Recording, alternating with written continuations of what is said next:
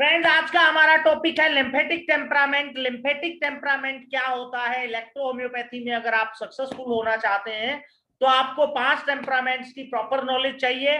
जब तक आपको इन टेम्परामेंट्स की और मेडिसिन सिलेक्शन की नॉलेज नहीं होगी, प्रॉपर पता नहीं होगा, तो आप सक्सेसफुल नहीं हो सकते हैं। इस दुनिया की कोई ताकत नहीं है without temperament knowledge and without basic knowledge of the EH medicine कि आपको सक्सेसफुल कर दे। तो फ्रेंड्स, आज का हमारा टॉपिक है लिम्फेटिक टेम्परामेंट।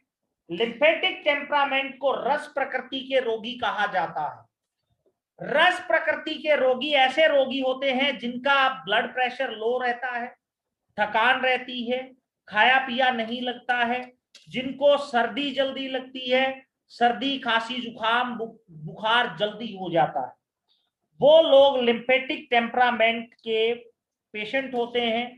उनके होठ काले मसूड़े शाही रंग के होते हैं फ्रेंड्स, और उन्हें ग्लैंडुलर स्वेलिंग यानी कि ग्लैंड्स में सूजन जल्दी हो जाती है। जैसे किसी को टॉन्सिल्स बार बार हो रहे हैं तो वो लिम्फेटिक टेम्परामेंट का पेशेंट है। या कोई पेशेंट ऐसा हो जिसको थकान, खाया पिया नहीं लग रहा हो, इंटरनल फीवर रह रहा हो, ऐसे पेशेंट्स लिम्फेटिक टेम्परामेंट के पेशेंट्स होते हैं। बच्चों में whooping cough, bronchial pneumonia, vomiting, diarrhoea ये अधिक मिलते हैं। और फीमेल्स जो पेशेंट्स होते हैं, जो लड़कियां होती हैं, औरतें होती हैं, उनमें एमोनोरिया और ल्यूकोरिया की सबसे ज्यादा प्रॉब्लम्स मिलती है। लिम्फेटिक टेम्परामेंट में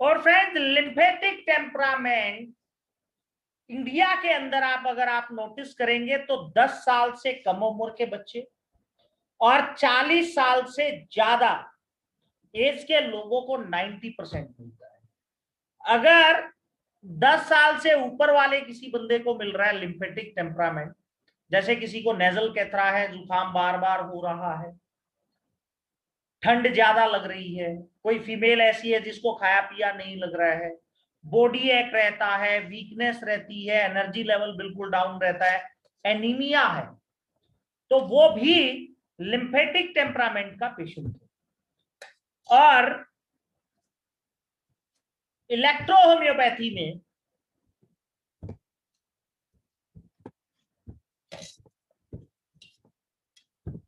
लिम्फेटिक टेम्परामेंट के लिए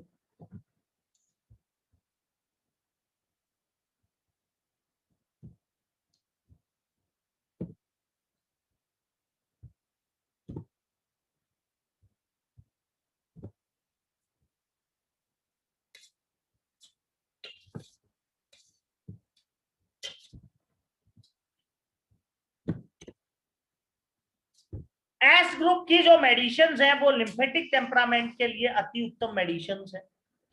लेकिन इसके अलावा उसकी स्पोर्टिव मेडिसिन भी है L1, जो बेसिकली लिम्फेटिक टेम्परामेंट पे काम करती है।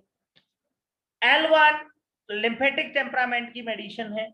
S2 लिम्फेटिक टेम्परामेंट और बिलियस टेम्परामेंट में काम करती है। S5 भी लिम्फेटिक टेम्परामेंट की मेडिसिन है। S10 जो मेटाबॉलिज्म पे काम करती है। और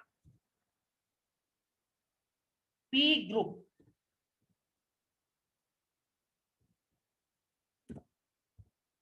और वैन ग्रुप, वेनेरियन ग्रुप जो है वो लिम्फेटिक टेम्परामेंट पे काम करता है। एफ ग्रुप लिम्फेटिक टेम्परामेंट पे काम करता है। एफ ग्रुप बेसिकली सीएनएस पे काम करता है। और वैन ग्रुप का जो मेन काम है वो इम्यून सिस्टम को बढ़ाना है, क्योंकि लिम्फेटिक टेम्परामेंट के जितने भी पेशेंट होते हैं उनकी इम्यूनिटी बहुत ज्यादा लो होती है, क्योंकि उनको खांसी जुकाम बुखार, वो बीमार जल्द जल्द पड़ते हैं क्योंकि उनको ठंड बहुत ज्यादा लगती है। तो लिम्फेटिक टेम्परामेंट के पेशेंट को आप ये मेडिसिन जो हमने मेंशन की गई है, ये मेडिसिन यूज करके आप लिम्फेटिक टेम्परामेंट के पेशेंट को क्योर कर सकते हैं। ऐसे पेशेंट जिनको खाया पिया नहीं लग रहा है वहां आप ये मेडिसिन का सिलेक्शन कर सकते हैं। ऐसे पेशेंट जिनको टॉन्सिल्स हो रहे हैं वहां इनका यूज कर सकते हैं।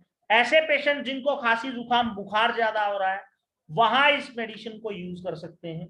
ऐसे पेशेंट जिनको कॉन्स्टिपेशन रह रही है वहां इन मेडिसिन को यूज कर सकते हैं। ऐसे पेशेंट जिनको डायरिया की प्रॉब्लम है वहां इन मेडिसिन को यूज कर सकते हैं। ऐसे पेशेंट जिनको ल्यूकोरिया या एमनोरिया की प्रॉब्लम है वहां इन मेडिसिन को यूज कर सकते हैं, क्योंकि एमेनोरिया में S1 के बहुत मिरेकल रिजल्ट्स आपको मिल सकते हैं S1L1A3 से।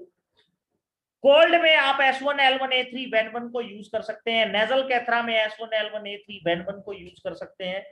और वूपिंग कफ में आप S1P4L1A3F1 को यूज कर सकते हैं, D6 में, D8 में, D4 में, अकॉर्डिंग टू कंडीशंस। तो वहां पे आपको मेडिसिन का सिलेक्शन करना पड़ेगा कि कौन से डाइल्यूशन में देनी है। अगर रोग ज्यादा बढ़ा हुआ है, बाहर आ रहा है, तो वहां पे इंस्टेंट रिलीफ के लिए तो आप D4 में दे देंगे, बट D8 D6 में देंगे तो वहां पे और ज्यादा बेटर रिजल्ट्स मिल सकते हैं। तो फ्रेंड्स, लिम्फेटिक टेम्परामेंट के पेशेंट्स के सिम्टम्स हैं cough, cold, nasal catarrh, glandular swelling, whooping cough, diarrhoea, constipation, leucorrhoea and amenorrhoea. और इसके अलावा जो 40 साल से ऊपर के लोग जो हो रहे हैं, बुजुर्ग जो हो रहे हैं, उनको भी लिम्फेटिक टेम्परामेंट में कन्वर्ट हो जाते हैं कि उनको खांसी जुकाम बुखार ज्यादा होती है। तो वहां पे भी according to conditions and according to disease आप ये चीजें दे सकते हैं। अब डाइट के ऊपर अगर हम बात करें तो फ्रेंड्स, डाइट में जितनी भी ठंडी चीजें हैं वो ठंडी चीजें आपको नहीं देनी है लिम्फेटिक टेम्परामेंट के पेशेंट। ठंडी चीजें, कार्ड नहीं देनी, लस्सी नहीं देनी, छाछ नहीं देनी, वो चीजें नहीं देनी है। ठंडी चीजें नहीं खानी है, फ्रीज की चीजें नहीं खाने को देना है लिम्फेटिक टेम्परामेंट के पेशेंट, क्योंकि इनकी जो सेल्यूलर पानी ज्यादा होता है जिसकी वजह से इनको ठंड ज्यादा लगती है। वो चीजें नहीं देनी है जिनकी वजह से वो पानी बढ़ जाए।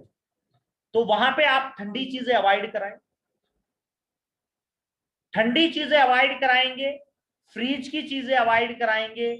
केला है, संतरा है, चावल है।